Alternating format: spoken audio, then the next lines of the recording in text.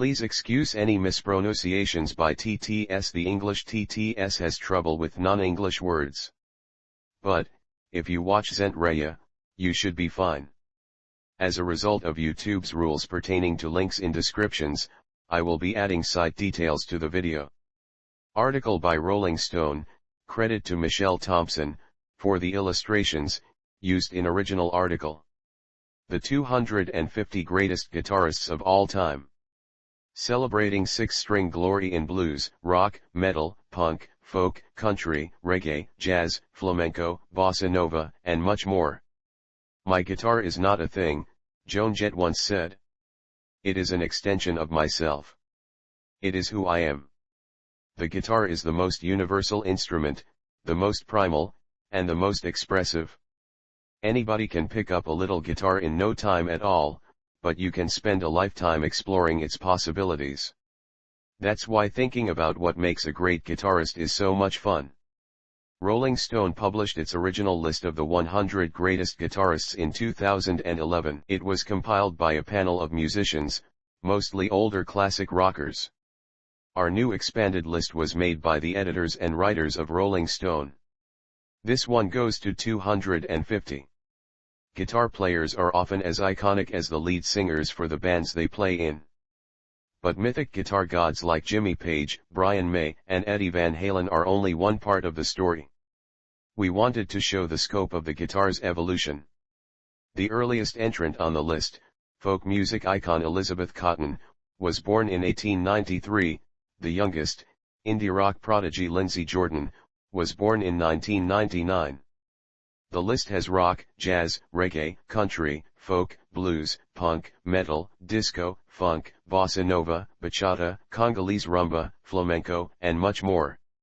There are peerless virtuosos like Pat Metheny, Yvette Young, and Steve Vai, as well as primitivists like Johnny Ramone, and Poison Ivy of the Cramps. There are huge stars like Prince, Joni Mitchell, and Neil Young, and behind-the-scenes masters like Memphis Soul great Teenie Hodges and smooth rock assassin Larry Carlton. Many great guitarists realized their genius as part of a duo, so Kim and Kelly Deal of the Breeders, Adrian Smith, and Dave Murray of Iron Maiden, and other symbiotic pairs share an entry. Our only instrumental criteria is that you had to be a six-string player. In making the list, we tended to value heaviness over tastiness, feel over polish, invention over refinement, risk-takers and originators more than technicians. We also tended to give an edge to artists who channeled whatever gifts God gave them into great songs and game-changing albums, not just impressive playing. As modern blues visionary Gary Clark Jr. put it, I don't know if I want to get too far off the path, I don't want to get lost in the forest, but I like to wander out a bit and adventure. 152 Ani DiFranco. Best known for her lefty politics, clever, pointed lyrics, and partnerships with folk luminaries like Pete Seeger and Utah Phillips, Ani DiFranco became the face of a certain flavor of 1990s alt-feminism, and she kept it going for more than 30 years. But underneath the raw anger and stealth sarcasm is a unique guitar style that she developed as a kid. DiFranco started playing out at about 9, in the bars of her hometown of Buffalo. It's a particular sort of soft-loud combination that was designed to stun patrons into submission. Loud against silence makes somebody's conversations at the bar stick out, she told Acoustic Guitar in 2014. And they turn and they look at you, and then once you got them, you've gotta keep them. Key tracks, both hands, allergic to water, gravel. 151 Pete Cozy. A low-key sideman throughout his career, Pete Cozy never cut a solo album, but he and his pedals were the psychedelic soul of Miles Davis' most extreme electric records during the 1970s, such as Dark Magus, Get Up With It, Pangea, and Agartha. A session guy for the iconic blues label Chess in his native Chicago, his weird tunings, wah-wah, flange, and fuzz were a hallmark of crossover albums by Muddy Waters, Electric Mud, and Howlin' Wolf, the Howlin' Wolf album that terrorized blues purists. Davis later said Cozy gave his electric band the Jimi Hendrix and Muddy Waters sound that I wanted. An early adopter of guitar synth, he was always searching for new sounds. Key tracks: Moha, Smokestack Lightning. 150 Marissa Paternoster. Whether across Screaming Females 8 LPS or her solo work as Noun, Marissa Paternoster plays with both immense skill and brutal simplicity. Since forming Screaming Females in New Brunswick, New Jersey, in 2005, she's tirelessly built a sprawling catalog of raw indie rock and power pop. Her hooks are brittle and infectious, and her untamed solos sound like they're trying to take a life of their own. Paternoster has slowly stripped back the effects and refined her lo-fi sound over the years, but it's still as clear as ever that she's one of our greatest modern punk voices, carrying on the torch of forebears like Sleater-Kinney and the Breeders. Key tracks: It All Means Nothing, I'll Make You Sorry. 149 Ron Ashton. My part is just a few notes over and over, Iggy Pop once said about the Stooges song, TVI, but Ron created a whole world around that in Ashton's hands. On proto-punk anthems like, I Wanna Be Your Dog, and No Fun, the classic three-digit bar chord felt more like a superpowered battering ram, droning, relentless, and almost mystical. Ashton, who died in 2009, called it, those magical three fingers. You can hear Ashton's wild man approach all over the playing of Kurt Cobain, Thurston Moore, and Jack White. Key tracks: TVI, I Wanna Be Your Dog. 148 Ike Turner. It's impossible to think of Ike Turner these days without focusing on the horrific physical abuse he inflicted on Tina Turner during their long marriage. He was a terrible, terrible person. On strictly musical terms, however, he was a visionary. In 1951, years before Chuck Berry, Little Richard, and Elvis Presley came on the scene, Turner played loud, distorted electric guitar on Rocket 88, an R&B song credited to Jackie Branston and his Delta Cats. As candidates for rock and roll's Big Bang moment go, Rocket 88 is up there. In the years that followed, Turner honed his chops on the blues circuit, helped craft classics like Nutbush City Limits, famously hot-wired CCR's Proud Mary, and influenced every other rock pioneer who followed in his wake. Key tracks: Rocket 88, It's Gonna Work Out Fine. 147 Memphis Minnie. Raised just south of the Tennessee city she chose for her moniker, Memphis Minnie, aka Lizzie Douglas, is as foundational a blues figure as Robert Johnson or Charlie Patton. Minnie was a performer from her teen years and made a name for herself on the frequently rowdy blues circuit with her intricate, rhythmic finger-picking and real-life songs about hardship and hard living. Later settling in Chicago for a time, she was one of the early performers to adopt an electric guitar in order to make herself heard above the din. All these things cry through Memphis Minnie's electric guitar, amplified to machine proportions, wrote Langston Hughes after seeing Minnie play. She wore glamorous gowns but was tough as nails and inspired countless others from Bonnie Raitt, who funded Minnie's headstone near Walls, Mississippi, to Led Zeppelin, who radically reworked Minnie's When the Levee Breaks. Key tracks: When the Levee Breaks, Me and My Chauffeur Blues. 146 Mike Bloomfield. Mike Bloomfield helped Bob Dylan go electric with his work on Highway 61 Revisited. Those are Bloomfield's skyward spirals on Like a Rolling Stone, and 2 albums with the Paul Butterfield Blues Band, including 1966's Raga Blues Monster, East West.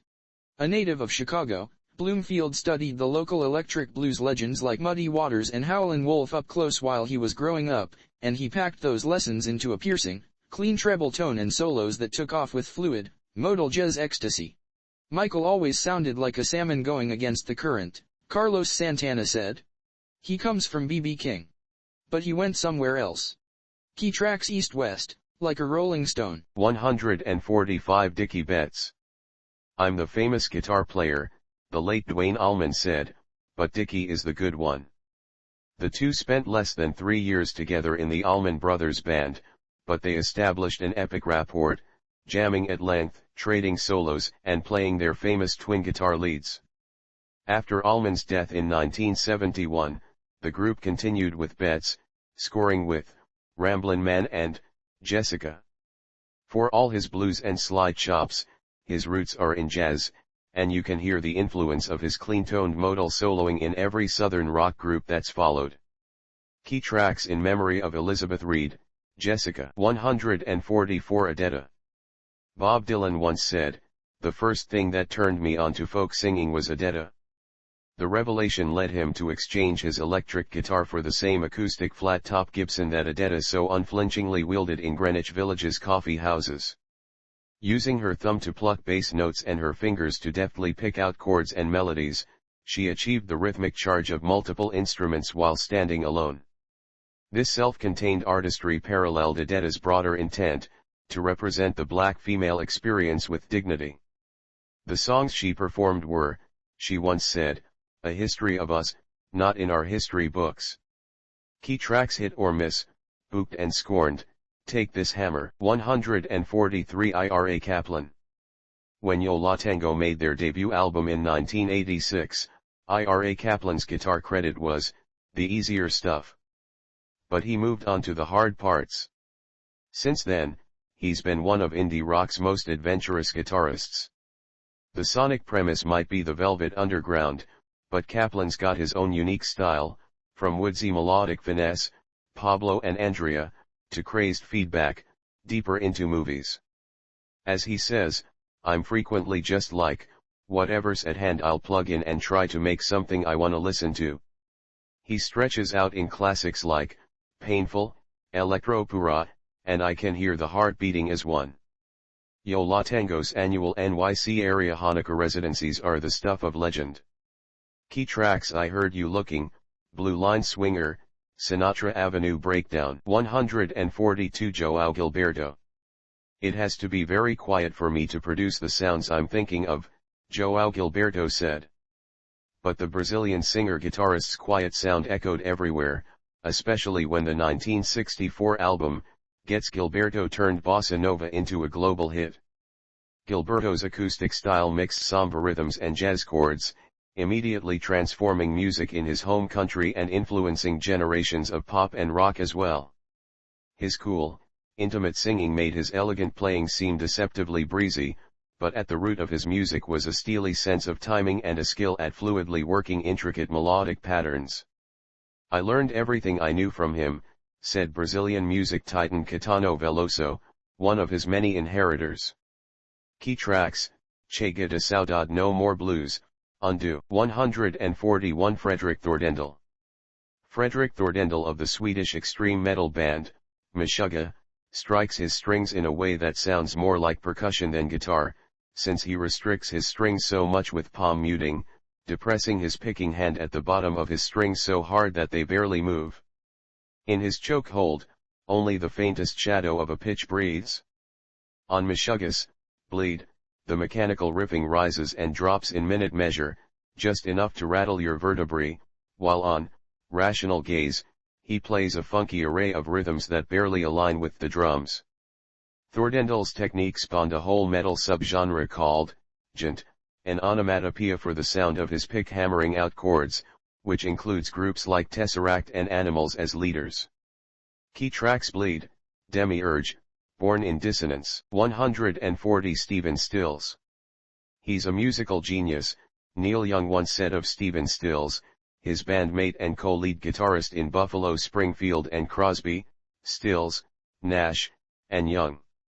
Off and on for more than 5 decades, he has challenged and complemented Young's feral breaks with a Latin and country-inflected chime. Stills has never lost his fervor for adventurous shredding. Such was his pull as a musician that he got both Eric Clapton and Jimi Hendrix, a close friend of Stills, to make guest appearances on Stills' 1970 self-titled solo debut, the only album in rock history to feature both guitar giants. Key tracks Bluebird, Carry On. 139 Susan Tedeschi. Susan Tedeschi's husband and musical partner, Derek Trucks, tends to get more coverage for his fretwork, but Tedeschi is the secret sauce of the pair's Tedeschi Trucks band, lending a healthy dose of freewheeling soul and blues to the outfit's take on American roots music. Once a longtime Telecaster player, Tedeschi now favors a Strat, having developed a thicker, rounder tone that plays beautifully off Trucks' honeyed slide licks. That Tedeschi is also a celebrated vocalist, often drawing comparisons to the likes of Janis Joplin and Bonnie Raitt, only heightens her guitar prowess, as she brings a vocalist's sense of phrasing and dynamics to her already masterful playing. Key tracks: It Hurt So Bad, Midnight in Harlem, Angel from Montgomery.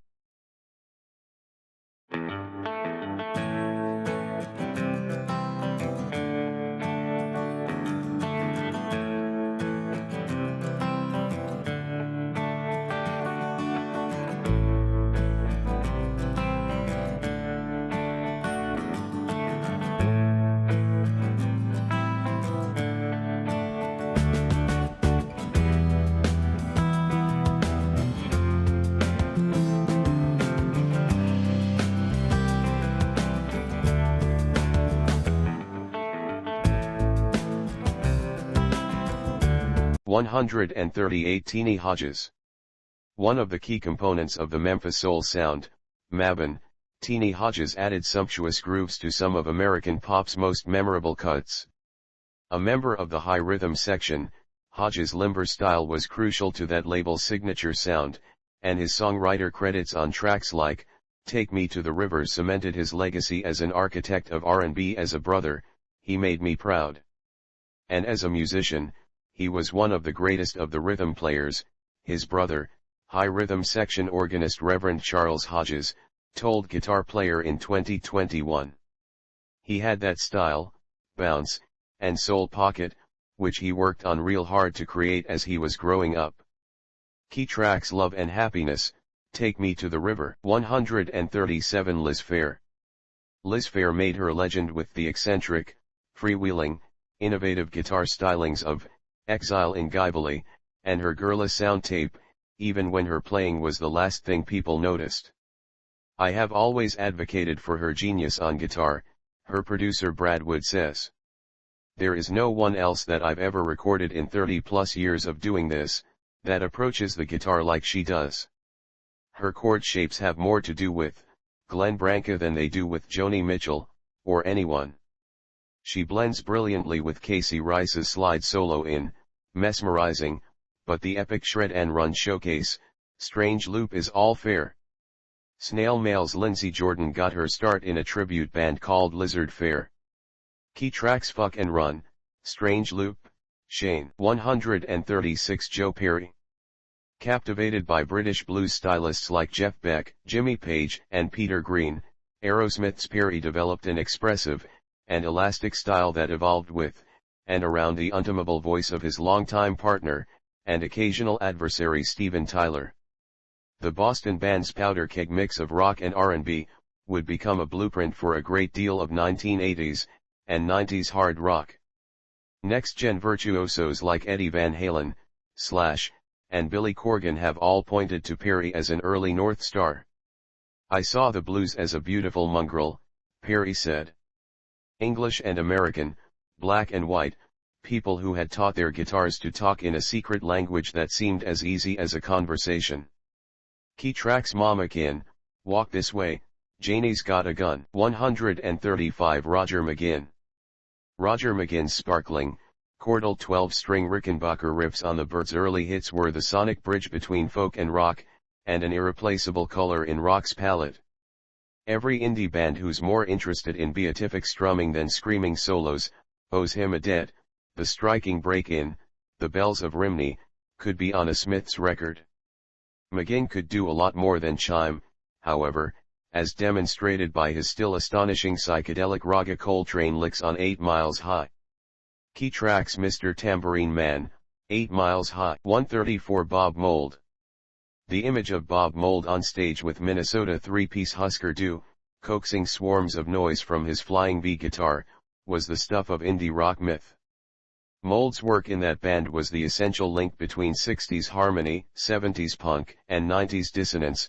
Pete Townsend wall of strum rhythm guitar, Clarion Bird's Beauty, Ramones buzzsaw, and Kevin Shields style blanket drone.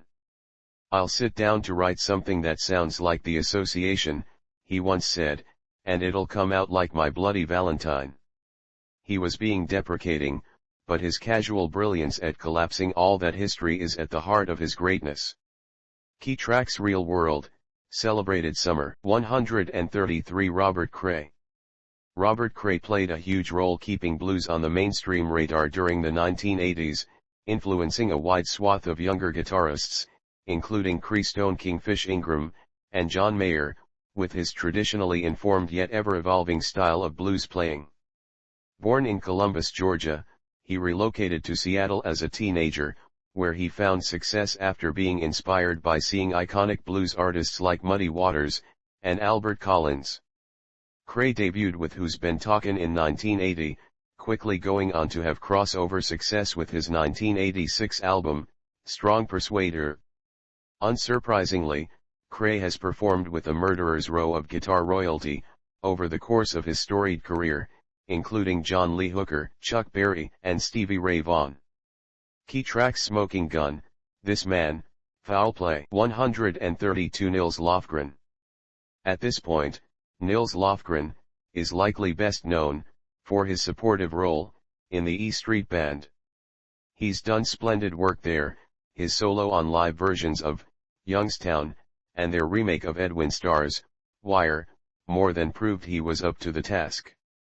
But his own records, both solo and with his early band Grin, remain the best showcases for his sinewy, switchblade sharp solos, Keith Don't Go, and A Child Could Tell, gossamer slide guitar, Cry Tough, and refined finger-picking, Grin's, Rusty Gun, and his own 2x2. And as heard on the two different versions of Neil Young's Tonight's the Night, his guitar can also snarl with the best of them. Key tracks: Keith Don't Go, Share a Little, Beggar's Day. 131 Dimebag Darrell. One of modern metal's key figures, Dimebag Darrell founded Pantera with his brother, drummer Vinnie Paul Abbott, forging a style that combined brutally precise, punk-honed grooves, with splatter-paint melodic runs. After he was tragically shot by a deranged fan, during a show with his band Damage Plan in 2004, on the anniversary of John Lennon's death, freakishly enough, the tributes rolled in from fans, peers, and forerunners. One of the greatest musicians to grace our world, Black Sabbath's Geezer Butler said simply, "Rest in peace." Key tracks: Floods, Cemetery Gates, Mouth for War. 130 Joe Walsh. In Cleveland power trio The James Gang, Joe Walsh combined Who-style fury, with Yardbird-style technical fireworks, and R&B crunch, notably, on 1970's Funk #49. The humor in Walsh's bluesy facility came out in the talkbox flight on his '73 solo hit, Rocky Mountain Way. But it was when he joined the Eagles in 1975, that he truly lodged himself on classic rock radio. Walsh brought a hard rock edge to the Eagles' easygoing pop songs, creating a series of indestructible licks in the process. See his staccato snarl riff in Life in the Fast Lane, and his elegant aggression in the dueling guitars section of Hotel California. Key tracks: Rocky Mountain Way, The Bomber, Funk #49. 129 Nita Strauss. Having made her name through smoothly virtuosic solos with Alice Cooper's touring band, L.A. Bread, Nita Strauss cemented her reputation as a six-string hired gun after being recruited for Demi Lovato's all-female Holy FVCK band. In her spare time, Strauss released 2 solo albums, as well as serving as house guitarist for the LA Rams. She even got a Super Bowl ring for the 2021 season. Basically, she was born to shred. "I was always drawn to guitar players that play fast," she told Guitar Girl magazine. "I saw Steve Vai in Crossroads, and that was it for me." Key tracks: Halo of Flies, The Wolf You Feed. 128 Bob Stinson. The Replacement's chaotic guitar genius, loved technical masters like Johnny Winter, Steve Howe of Yes, and Prince, but Bob Stinson was in a band of drunk Wise's Minnesota boys, whose records had titles like Stink and Sorry Ma, Forgot to Take Out the Trash, so what came out was a kind of gloriously mangled, self-immolating virtuosity. At his best, he bridged the divide between classic rock flash and punk rock trash, so instinctually it was like he never even knew it was there, though it's probably more likely he just never cared. He was one in a million, Matt's leader Paul Westerberg said when Stinson died in 1995. I haven't met his equal yet. Key track. Kids don't follow, I hate music, nowhere is my home. 127 Steve Vai. If Eric Clapton is God, then, to a certain segment of six-string aficionados, Steve Vai is God Jr. In the 70s, he was a transcriptionist, and stunt guitarist, for Frank Zappa, performing his idol's impossible black pages of notes with ease. In the 80s, Vai became, he of the wah-wah conversation with David Lee Roth, he of the 10-hour guitar workout, he of monkey grip guitar, he of the 1,000 Guitar World covers. But it was in the 90s when he graduated from cult hero, to cult leader, playing elastic, soulful instrumental solos like, For the Love of God, and the funky, Bad Horsey. At a time when the guitar hero was dead, Vai was still inspiring budding musicians to learn what the word, Phrygian means. Key tracks For the Love of God, Yankee Rose. 126 Kim Thayil. As Soundgarden's resident bearded riff wizard, Kim Thayil experimented with a wide range of alternate tunings, beginning with the ever-sludgy drop D, where the guitar's low E string is tuned down one whole step, and then when other alt-rock and grunge bands began imitating the group's approach, exploring a wide range of non-traditional ways to pitch the guitar's six strings. As a soloist, Thayil is a committed subversive, never resorting to hard rock clichés. Witness the solo in 1989's Gun, or his wah-wah-driven lead on Soundgarden's 1994 mega-hit, Black Hole Sun. It may be anarchic and perhaps atonal, but it's brilliantly congruent with the song's titular supernova. I think anything different or mysterious can be channeled into heavy, Thayil told Premier Guitar. Abnormality is a key. Key tracks Black Hole Sun, Gun. 125 Viv Albertine. When Viv Albertine was a teen, dreaming of making music in her bedroom, she didn't have a pop star voice, or many role models, when it came to women in bands. Still, the Slits guitarist channeled that inner sense of curiosity into her instrument, making it the engine of one of the 70s seminal post-punk bands. On the band's classic album Cut, she eschewed loud distortion for sharp treble, and a style that leaped between punk and reggae. Later, she had to reteach herself to play guitar again years after the Slits split up, her marriage ended, and she survived cancer. I was driven like I was a teenager, she said in a 2016 interview. My brain started to fire up again creatively after 20 years of being dead creatively. All that led back to the guitar. Key tracks Typical Girls, So Tough. 124 Mike McCready, and Stone Gossard. From the start, the duality of Pearl Jam's guitarists, Stone Gossard and Mike McCready, represented the core of the grunge, punk attitude with ragged rock for rock's sake roots. Gossard had played hard-driving riffs in the pioneering grunge group Green River, and alt-rocker's Mother Love Bone before finding McCready shredding away at a party. Their sensibilities crossed over one another when they formed Pearl Jam, as they started weaving their riffs together on songs like Alive, Jeremy, and Animal, with McCready's leads eventually climbing on top of each song.